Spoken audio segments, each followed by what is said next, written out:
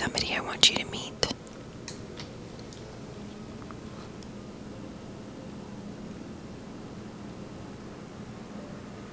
Hello, if you're new to this channel, my name is Taylor. I've been in the YouTube space for about 11 years now. Books are something that I've sprinkled into my main channel that kind of focuses on like intentional living, minimalism, things like that. It's been on the channel for years, but I just felt like this needed its own space. The book discussion, the book vlogs and things, I want it to be its own space. So that's why this channel's been created. Hooray. I just thought the perfect video to introduce this channel was to talk about my favorite books. My reading taste has changed over the years. In fact, my last My Favorite Books video was like 2020, I think. There were a lot of viewers that were very vocal about their opinions on the books that I enjoyed. So I just want to remind everybody, we don't all share the same brain, so therefore we're not gonna experience reading the same. That rhymes, wow. Okay, so the first book I had it borrowed from a friend because she enjoyed it and it became one of my favorites. And it was one of those books that when I was done reading it, I didn't realize it was a favorite. I was just like, okay, but then I couldn't stop thinking about this book. Like still this book comes up to me in random moments and I just know how much of an impact it's left on me. So I certainly think it's one of those like quiet but impactful books. And that is Never Let Me Go by Kazuo Ishiguro. This is a movie, actually. I enjoyed the movie too. I think it's technically like dystopian literary fiction, I think. But we essentially have, I'm reading my notes. We have a group of children that were raised in this school and they are told that they're very special, but we don't know why they're special. And I think it's best to go into this blind because you'll definitely be as confused as they are. You get to kind of live through that experience with them. As you get through the book, you start to put pieces together just like these kids are.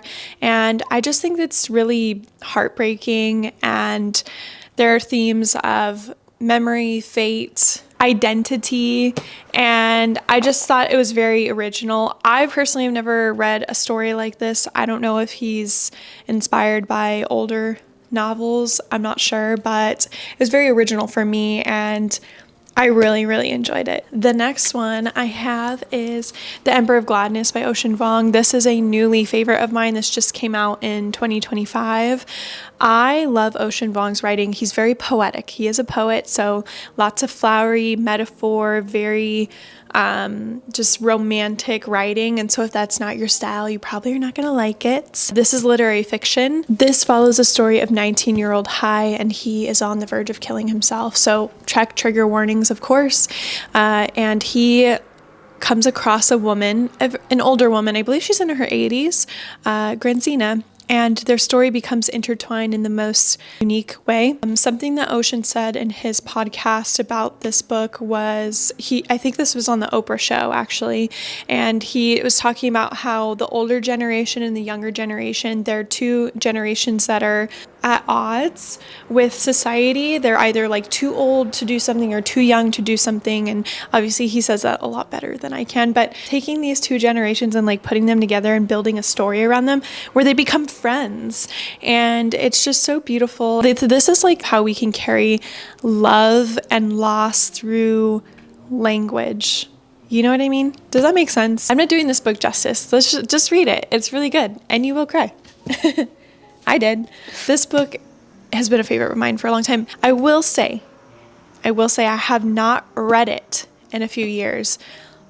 That could change. I am fully aware that because it was my favorite book from years ago, it might not still be my favorite book. But I think about her often. That's A Tale for the Time Being by Ruth Ozeki. This follows an author that comes across a lunch pail that washed up on the shore of the estate that she's staying in, and she discovers a diary that's dated from Japan 2011 from Neo, a high school student. Check for trigger warnings, but Nail was bullied in school. Like the way that she's just navigating the world is she's very depressed, and it's a really real and raw story. I think it's like interesting because the author becomes really connected with Nao's story. There's themes of Buddhism in here. I just think it's a really beautiful story. I will say the writer, why am I blanking on her name? What's her name? Ruth. Ruth's sections can be a little bit draggy, you know? I do want to preface that. You gotta read it. It made me cry. Seeing a theme here. This is technically like contemporary literary fiction, but I feel like there's like themes of magical realism in this as well, just so you know. This next one, I love this book so much. That's Pachinko by Min Jin Lee. Let me just say, it's historical fiction, and it's really just, it follows this family generationally and how one decision can just like literally shape generations after you. And this is when Korea was occupied by Japan during the war. You learn about the discrimination that Koreans faced moving to Japan. This is like a really harsh reality of what a lot of Koreans faced during World War II. What I really feel from this story is the love of a mother. I think just because, like, you know, at the end of the day, like the hardship that moms go through for their kids, like I feel like that was really evident in this. I don't know, just like it really does show like how things in our history have shaped our lives to this day. And if you don't know much about Korean history, you'll learn a lot from this book. Now we are going to talk about some memoirs, and the next one that I have is Crying in H Mart by Michelle Zauner. I love this book so much. She's such a brilliant writer. Like, I feel like this is a story from a daughter to a mother. I love the elements of like connecting us to Korean culture through the food that she ate growing up. Also just her experience with connecting to her Korean identity and also her American identity. I don't know, like I think about this book often, and I would 100% reread this over and over and over again. Interestingly enough, I was in a coffee shop the other day and this group walks in. And in the coffee shop, they have a little free library where you can go and pick out books. And on the shelf was this book. And this woman pulled this book off the shelf and she said, yeah, you know, I really tried to read this book. I just couldn't get into it. I just couldn't really connect to the story. The author's Korean, and just kept mentioning over and over and over how the author is Korean, and I interpreted that as she couldn't connect to the story because she's not Korean, which made me really sad because it's such a beautiful novel that I don't think that you need to connect to Michelle Zauner's experience to truly enjoy this novel. I don't know what's considered spoiling when I talk about this book, so that's why I'm being pretty vague. So yeah, just read it. Next book I don't own a copy of, and that's Just Kids by Patti Smith. Holy crap, I really thought that this one was overhyped. I was just like, yeah, everybody's mentioning this because Patti Smith's like an icon and she's like aesthetic and she's super cool, and like in Tumblr days, like everybody loved her. But man, does that woman know how to freaking write a book. She shares her life, her early life with the photographer Robert Mapplethorpe.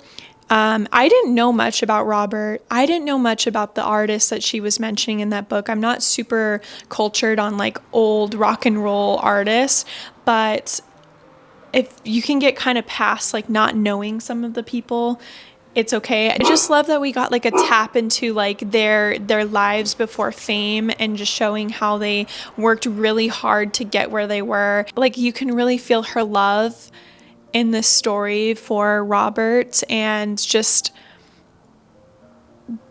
the dedicate, like I felt like she wrote this book as like a dedication to his life and to their story, and it's just so beautiful. Yeah.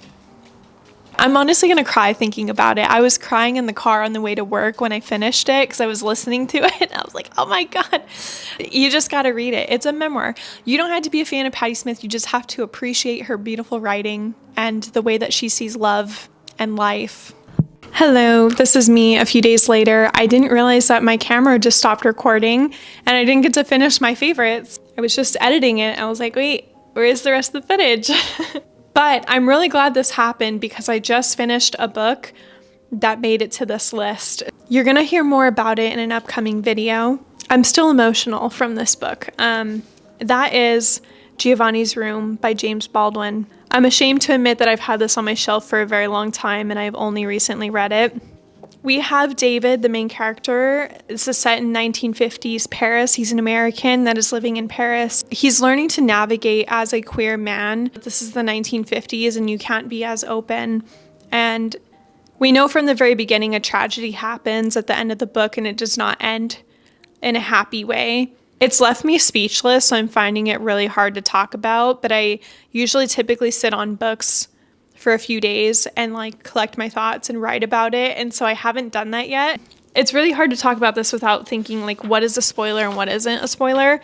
How do people do this? It says on the back, it's a highly controversial story of death and passion that reveals the unspoken complexities of the human heart.